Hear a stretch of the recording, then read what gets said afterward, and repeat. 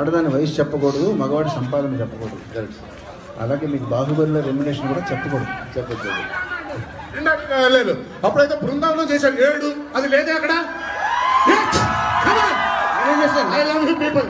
బృందావనం చేయలేదు, నేనేం చేశాను? పాడారు ఆనంద మాట్లాడరే. ఎస్ మనం చేద్దాం. Thank you. ఎంత తారక్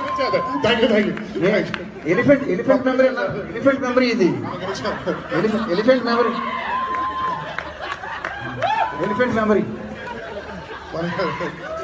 ఈ ఎలిఫెంట్ నా మఫిన్ తినేసింది. మనమే గెలిచామే.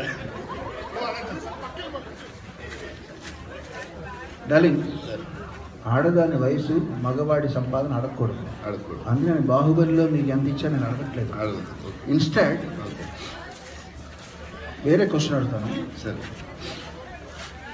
ఫస్ట్ సినిమా నాది కల్కి ఉంది.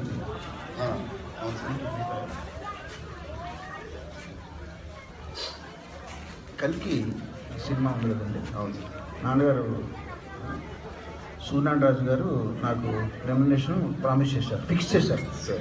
అంటే ఇప్పట్లోలాగా అన్ని అంత రేట్లు లేదు కదా అండి. దాదాపు 30 సంవత్సరాలు అయింది కదా. మొత్తం అంటే ఎంత ప్రామిస్ చేశారు? సినిమా అయిపోయింది మధ్యలో, బట్ ఆయన ప్రామిస్ నా కోసమే ఎవరికి ఇస్తారు సార్? అబ్బా నేను పని చేశాను. నేను పని చేశానంటే మ్యూజిక్ చేశాను అనలేదు. నేను మ్యూజిక్ చేశాను అనలేదు. అలాగైతే మీ ఇంటికి వచ్చినప్పుడు లెక్క అయిపోతా. అదిగా వినండి, మనం కూర్చొని చక్కటి పాట పాడించారు సంగీతం. అయితే నేను పని చేసినట్టుగా 24 క్రాఫ్ట్స్ ఎవరు పని చేస్తారు అంతా చెప్పాలి. అది నేను పాడిన కూడా ఇంక్లూడ్ అయి ఉంటాయి. అలాగే